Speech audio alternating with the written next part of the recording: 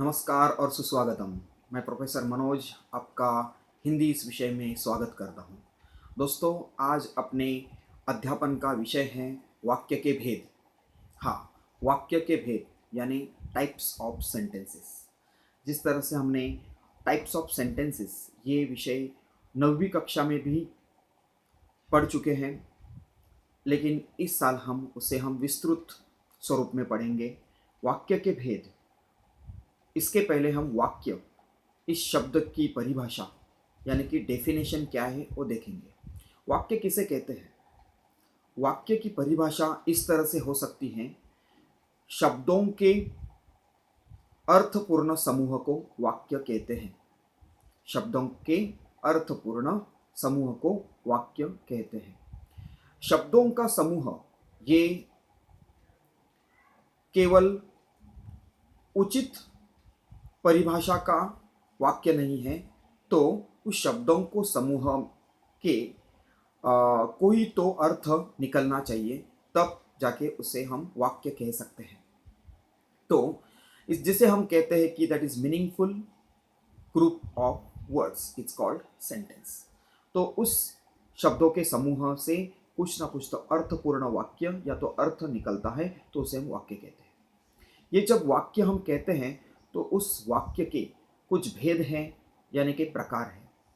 वाक्य के भेद या तो वाक्य के प्रकार करने के दो तरीके हैं या तो दो भाग हैं, ऐसा हम कह सकते हैं। वाक्य के प्रकार किस तरह से किए जाते हैं? तो वाक्य के प्रकार उनके अर्थ के अनुसार भी किए जाते हैं और उनके रचना के अनुसार भी किए जाते हैं। तो वाक्य के प्रकार जो अर्थ के अनुसार किए जाते हैं वो उस वाक्य में छिपे हुए अर्थ के ऊपर आधारित होते हैं। उदाहरण के तौर पर, जैसे कि वाक्य के प्रकार अर्थ के आधार पर, तो सबसे पहला आता है विधानार्थक वाक्य। विधानार्थक इस शब्द में ही पहला शब्द है विधान, यानी कि सिंपल सेंटेंस, असर्टिव सेंटेंस। विधान का मतलब होता है स्टेटमेंट। जिस वाक्य में केवल वाक्य होता है, साधा सरल वाक्य होता है, उसे हम विधानार्थक वाक्य कहते हैं। जिस वाक्य में किसी चीज की, किसी के बारे में सरल वर्णन किया होता है, उसे हम विधानार्थक वाक्य कहते हैं। दूसरा प्रकार है प्रश्नार्थक वाक्य। प्रश्नार्थक वाक्य के शब्द में ही उसका अर्थ छिपा हुआ है प्रश्न, यानी कि जिस वाक्य में हम प्रश्न या तो सवाल पूछते हैं, किसी चीज के बारे में हम पूछताछ करते हैं, तो उसे प्रश्नार्थक वाक्य कहा जाता है। उस प्रश्नार्थक वाक्य के पहचानने का एक तरीका है, जो कि उस वाक्य के अंत में प्रश्न चिन्ह, क्वेश्चन मार्क होता है।